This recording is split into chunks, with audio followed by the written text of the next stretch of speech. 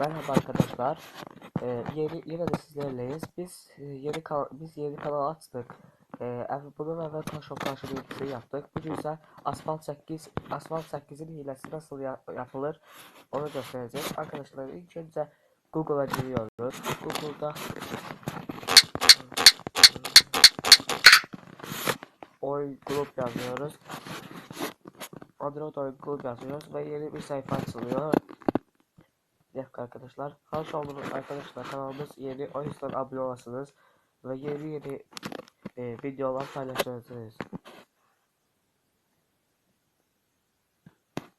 Android uygulu ve arkadaşlar burada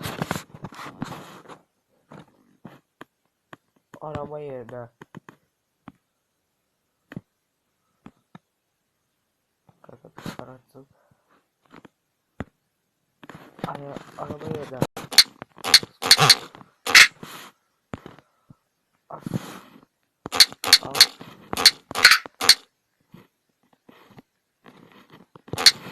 yazıyoruz ve arıyoruz.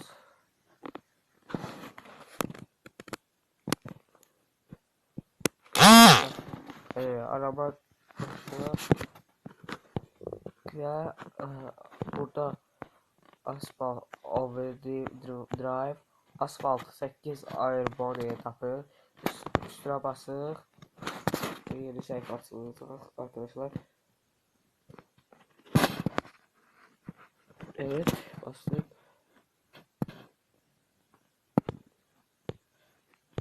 Gördüğünüz gibi arkadaşlar, burada oyunumuzdan görüntülerden düz aşağıya düşürük. Ben arkadaşlar burada yaşıl yer 29 MB istiyor. Onun üzerine basıyoruz.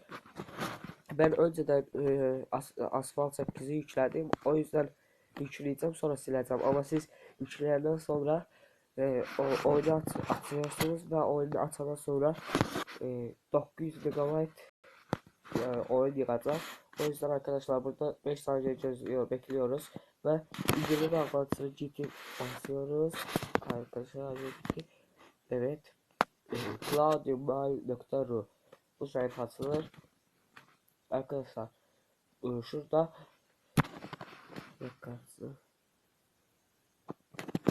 arkadaşlar şurada yaşıl skacata basıyoruz.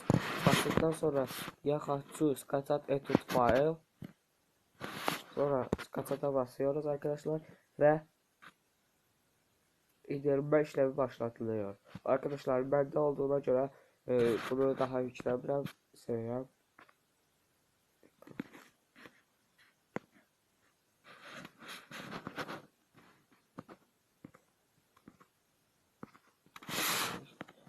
Evet. Oyunu yükledikten sonra arkadaşlar bakın böyle açılıyor.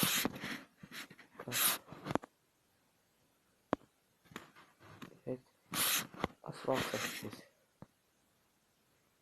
Arkadaşlar oyunumuz açılıyor.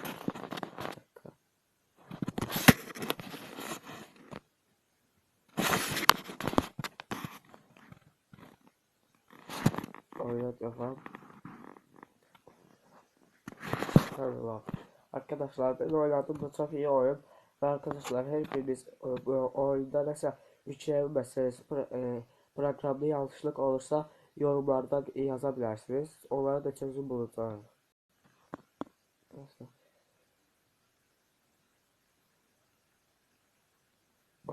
Gördüğünüz gibi içiliyor.